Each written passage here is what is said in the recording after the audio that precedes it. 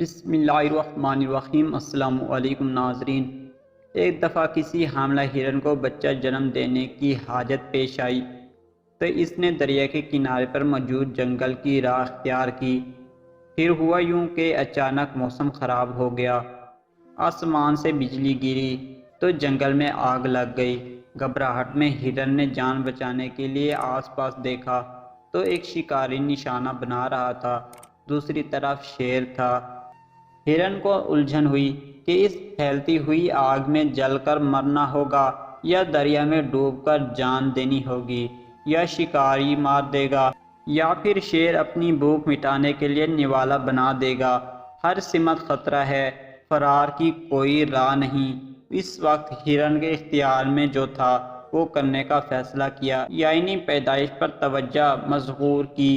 پھر ایسا ہوا کہ شکاری نے نشانہ لگایا تو آسمان پر بجلی چمکی، اس کی آنکھیں اچانک بند ہو گئی اور تیر شیر کو جا لگا۔ زوردار میںہ برسا، جنگل میں پھیلتی آگ ایک دم بجھ گئی۔